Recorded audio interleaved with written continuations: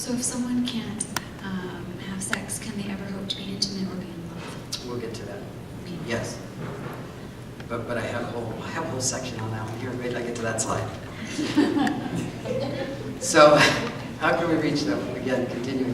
What is your response? How do you want to respond? And how you should respond.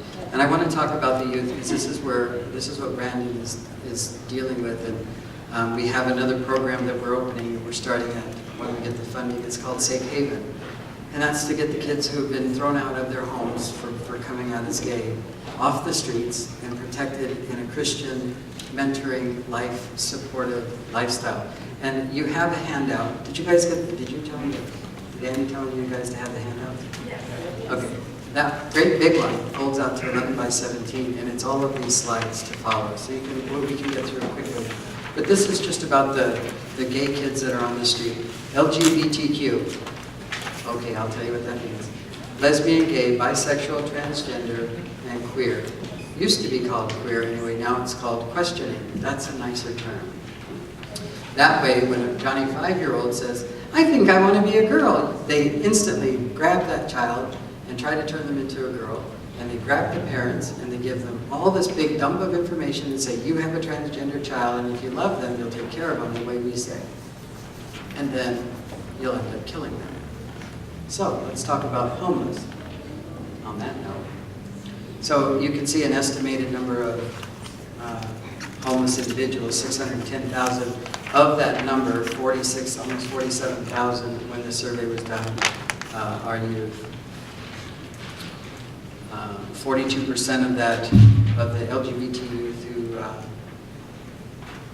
who say the community in which they live is not accepting, versus, as you can see over here, the 26% that said, oops, they're not being accepted. So in other words, they have a whole lot more rejection that they're feeling. They're twice as likely as their peers to say that they've been physically assaulted at school, beaten up, picked on, all those kind of things. I mean, I heard all of that too. I wasn't necessarily out to be like the kids are today because I was raised in a generation where it was still dangerous. But you know, the words come. You know, you're a fag and homo and sissy, all of that kind of good stuff. And I wasn't a big kid, so I guess it fit. So 40% of homeless youth who are LGBT, and their top reasons for leaving. This part of the screen is my most important, because I can tell you now that there are a lot of families, and they're still happening today, where church families, supposedly Christian people, are putting their kids on the street because they won't change. Recently there was a kid that killed himself because his parents would not accept him wanting to be a her, and then they didn't know how to help. And it wasn't that they didn't love their child, you could tell that. But even when they spoke in the interview, it was strangely bizarre because they didn't really get to the heart of who their child was. And so the kid just couldn't take it anymore, so he waited on the curb, and when the Big Mac truck was coming down the highway, he stepped in front of it, so there was a guarantee of death. Understanding, bridging the gap, it's right there with the cross. And we lay that cross in between so that you don't have to condemn them away from Christ. And it's easy to do, and you can see the percentage are very, very high for these kids. And once they're out on the street, what are they doing? Well, they've now changed the word from prostitution to, I forget now, it's some sort of protective sex or something bizarre like that to make it a little bit nicer. And what that means is that kids will allow themselves to be picked up on the street or at the bus station or outside of a bar or something if they're too young to get in, by somebody who will take them with a promise of sex. They're like, well, I can have a little bit of sex, but then I can have a safe place to sleep and food in the morning, so they do it. That's not uncommon. It's been going on for many, many years. But now it's become more of a predatory type of thing. So people are out there searching even more, and because now it's allowed, You see, what's happened too, guys, with all of this, on the worldly side, they stopped tracking. Well, if we don't track it, it must not be going on. So we won't track suicides in young people. So the suicide rate for a 13-year-old gay boy is about 60% chance he'll kill himself. 60%, 6 out of 10 will want to kill themselves and succeed. But we don't track that. Social, DHS doesn't track that because it's too scary. So they don't want to look at it. They want to look at it as being accepting. So you've got these kids out there. So then you have this next statistic. It talks about drug use. You can take a look at that. Services that are out there. You can see there's not a whole lot of services out there, but the percentages of the kids who are on the street, what they're doing, and how they're reaching out. Not a big percentage of them are reaching out even for help because they're afraid of getting hurt. Because if I come to a center for help and I hit the clinical place, all they're going to do is talk clinic to me, and they're never going to get to my heart. They're never going to know me. And that's just setting me up for more hurt, so I'm not going to go there. They can make it on their own better than they can make it in a program. And then finally, the places you can see that even offer a place to go, and Oregon's not on the map, but we plan on putting Oregon on the map. And through Safe Haven, we want to do that. And we want to bring it. We're starting it in Bend and Redmond as part of our community that Free Indeed is doing. We've got churches and some other ministries that are coming around with us to join, and just hope that you'll consider that when you're praying for us or whatever else you would like to do. So as we say, stop allowing our precious future to become victims of human trafficking. They are trafficked heavily. If you can pick them up off the street, promise them money and goods for something that they want to do because they're already confused about sex anyway, why not? Take the money and run with no thought for them. So contact us if you know of people who are on the street or are being kicked out of their home because of who or what they are. So coming out severs the dreams and hopes of a parent for their child. And I can assure you that that's true. And especially in the Christian home where it's all about God and all of a sudden the parent is the God failure. Nobody's a failure just because your kid came out as gay. Sin is sin. Sin's the failure. So get over it. You're putting yourself on an awfully high horse to say, I failed God. No, you didn't. Satan failed you. And if you get it right and get it under grace, then you could love that kid and you'd say, no matter what, I will not let this world consume you. I will not. Because I'm your parent. That's where you fail. The kid that goes on the street, the kid that's put out, the kid that's ridiculed by the parents, those are failure people. But again, that's just sin, right? And sinners sin. So what do? We got to pray for them. We got to talk to them. We got to know how to talk to them. So as you guys learn from me, you can talk to the parents of the gay kid and say, hey, let me tell you how to talk to your kid. I learned. Right? Grace will cover it. I assure you. But we'll talk about that too. Hatred is a response to your sadness or sorrow. And that's where this comes in. When friends reject friends, all of my friends that were Christian threw me away as garbage because they hated me because of what they thought they hated. I don't think they hated the me of me. They hated what they couldn't understand. So they wanted to kill it.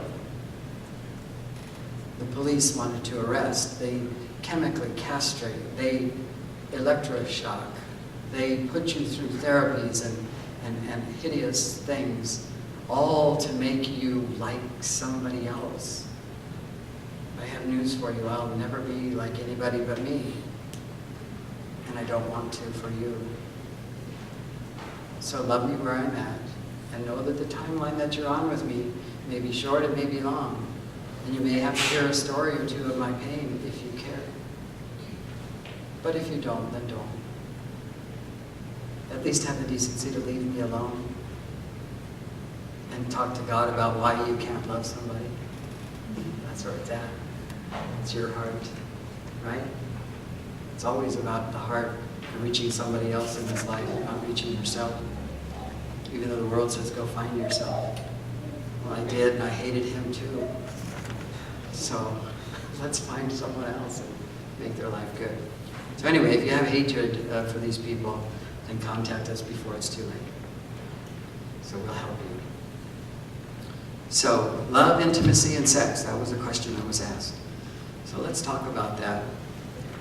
In the same-sex attracted mind, those are one. That becomes like this. And it's a twisted ball, and it's a twisted knot. So in the questions that were asked, can I ever hope for intimacy? The person was wondering if they were going to ever have sex. If you heard the question correctly. Well, they're not the same. I have an intimate relationship with a dear friend. I do. David had an intimate relationship with Jonathan. Some people like me to use that reference, some don't. But the point is that they didn't have a sexual relationship. They were able to be close. They were able to trust. And God put that there so that you could see that it's okay for you to be that close to somebody and not have to go into this bizarre teaching that the church has done over these years to make you feel guilty about everything you do. See, even when I was away from the church, it was enough to say, you know, these people just thrive on guilt. Why would I want to be around it? So, let's unravel that a little bit. Love is what we achieve too. We want to attain it, right? There's different kinds of love the Bible talks about. Peter tells us that we should add things to our relationship, all culminating in what? Love. God's love. The kind of love that can stretch across anything and any barrier. The kind of love that can hold somebody and say, I'm here for you. It doesn't matter who you are, what you are. As long as Jesus is with you, you're going to be okay. And right now, I'm Jesus for you. So, intimacy. The need to be close. The need to feel like somebody cares about me beyond just saying they care about me. Somebody that I can cry with. Somebody I can tell the truth to. Somebody I can say, I really want to go out and fall apart. They'll stand there and say, but I don't want you to. And I'll stay with you until you're okay. And going out and falling apart, especially in somebody's mind who's got that messed up, it could mean several things. But you should take it as a suicide warning. Because I'm trying to fix it. I'm trying to get rid of a pain that I can't understand why it's there. And nobody understands it either. So that's what we want you to know is separating these things out. If I have sex, then somebody loves me. You see that on TV all the time. They teach it in the schools. Tell me you love me. Great, we'll have sex. Now you have a kid. What do we do with that? I don't know. Let's kill it. That's love, right? It's not the same thing. But again, in our minds, it's all one. So if you separate that out, if I do sex biblically, then I will stay single and I will not have sex until I marry the right woman that God sends. It's just that simple. If you're straight, you have still the same obligation, don't you? The Bible calls it sexual or morality, right? Not to live immoral lives. Look at the list. Quite often it's just been translated, in my opinion, and well, you can check it out, to add words that don't necessarily, that weren't maybe there. And you know, Paul talks a lot about it, and he gives lists, but it always includes the sexually immoral. That's everybody, right? So, but for the straight person, you can fix this. See, I can tell her I love her, and we'll have sex, and we'll call that love, and then we'll cuddle, and that we'll call that intimate, and then we'll fight and hate each other, and we'll say, oh, I love him, that's why we fight, and that's intimacy. You know, so. And we have children you hate. But anyway, that's another story. But you see, then you can slap a marriage license on it, go to a church, everybody's happy, and nothing ever went wrong. Oh, that's good. Let me just decline that phone call. Sorry, didn't turn that off. So anyway, but in our mind, it is all one thing, because there is no putting a marriage license on it and becoming one with the same thing. You know, two men or two women are not going to become one in any sense. I mean, you get bored with the sex, quite honestly, because it's just not. It's like, dude, what can we do now? But if you tell me at 16, if you're gay, you can't have sex, ever, in your life. Dude, I'm out. I'll take my chances. Maybe I'll get hit by a truck when I'm 47 and I can get God just before I die. I'll take my chances. But if you can explain what sex really is and why God gave it the way he did and why it's so incredibly amazing. And I encourage all of my married couples, go home and have really good sex. Slap and tickle, I say. Right? It's in the Bible. It's in the Bible. Have a good time. But understand the difference between sex, intimacy, and love.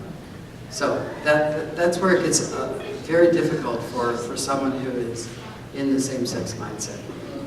Because we don't know what love is versus intimacy. We haven't felt intimacy against a non-sexual relationship. If a person with same-sex attraction, just like straight people actually, or I should say opposite gender attracted, if you meet somebody and you have that, that sudden boom, the crush on them, if you can get through the crush, you find that they just become a person.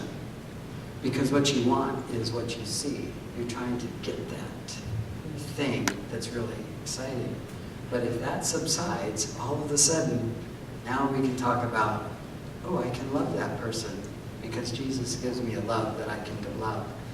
And if they stay close enough, I can be intimate with that person because God has a place for intimacy in my life with another person.